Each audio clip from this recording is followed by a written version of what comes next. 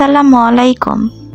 আজকে আমি আপনাদের সাথে শেয়ার করতে যাচ্ছি একদম ঝরঝরে পোলাও রান্না করার রেসিপি।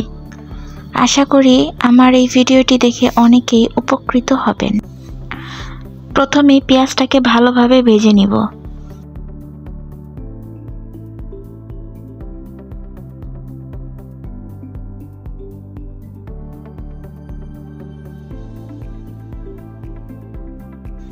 পেঁয়াজ ভাজার মাঝ পর্যায়ে দিয়ে দিব তেজপাতা, দারচিনি, লং, এলাচ, গোলমরিচ দিয়ে পেঁয়াজটাকে আবারও ভালোভাবে ভেজে নিব।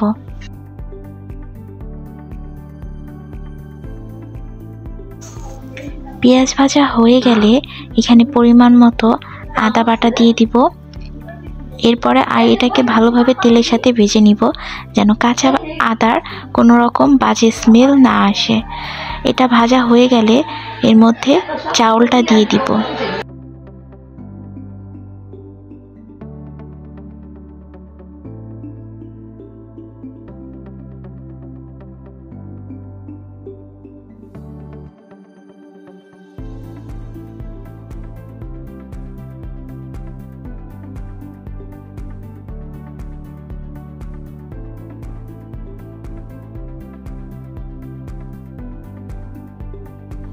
চাউলটাকে হালকা ভেজে স্বাদ মতো লবণ দিয়ে চাউলটাকে আরো ভালোভাবে ভেজে নিব।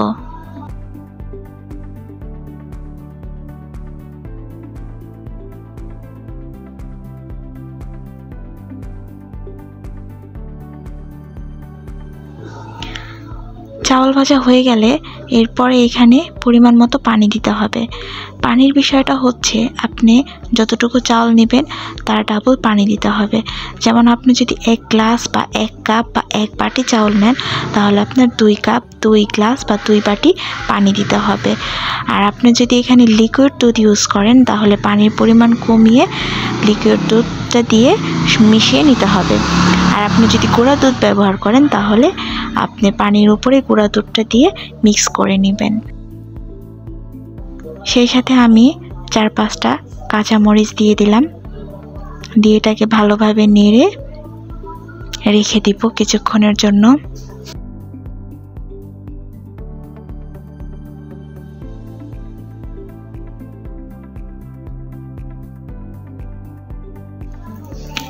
এরকম পর্যায়ে চলে আসলে এখন আমি এটাকে ঢেকে রেখে তারপরে জাল করব।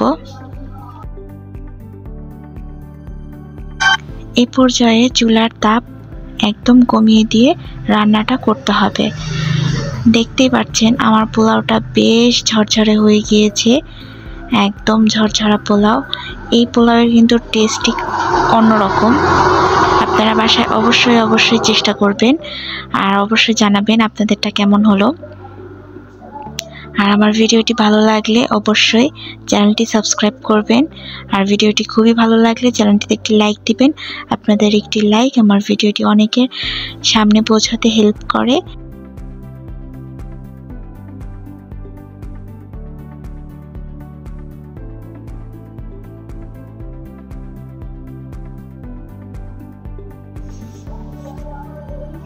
আজকের মতো এখানেই বিদায় নিচ্ছি।